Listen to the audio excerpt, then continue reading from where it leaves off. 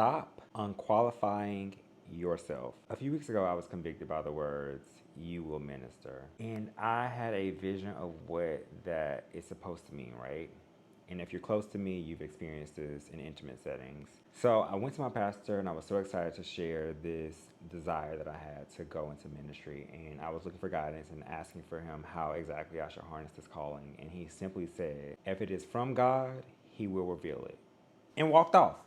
Like, just left. And I was so shook as to what that meant because I was looking for him to like instill in me in that moment of like, all right, we're gonna do this, and like this is how you walk into ministry. And that's not what it was. Weeks passed and I've reflected on it, and today I went to another church. I was late, so late to the point I couldn't even get a seat.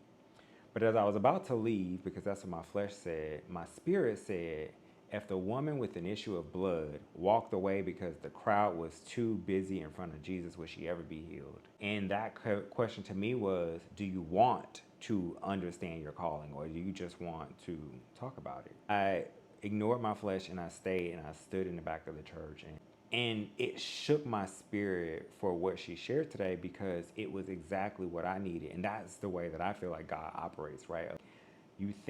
You have a question, you think there's a way that you see it, and then he delivers it in a way that you're not expecting.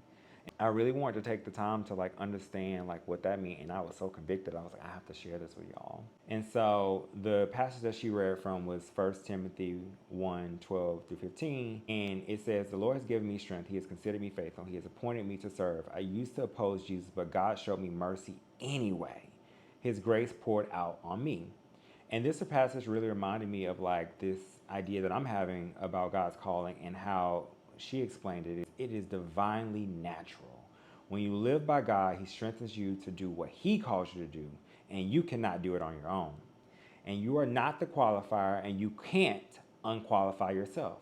God wants you to use everything about you that makes you feel unworthy, just like Paul, who we also call Saul, who went from persecuting believers to being one of the most powerful voices in the Bible. You don't get to qualify yourself, which means you also don't get to unqualify yourself. So everything that you're dealing with, your addictions, your secrets, your darkest spaces, he wants to use. And I thought that was so powerful and prophetic, because that's the reason why I didn't feel comfortable doing these messages, because I'm like, if you know me, you know I got some secrets and I have some shortcomings, and I'm like, who, me? But the other thing that I felt today was the reminder that God's calls are expensive. This is not the generation of free text messages. His calls are expensive and they are intentional. So stop ignoring them, right? His vision for you is more important than your comfort, popularity, or promotions. And believing in his calling supersedes everything, because it's not about you. It's about what he has called you to do, because it's intentional by design to not only heal and change you, but it is meant to heal and change someone else. And that is more valuable than anything. So as you're going out into this day, I encourage you to find your light in it. May you be blessed.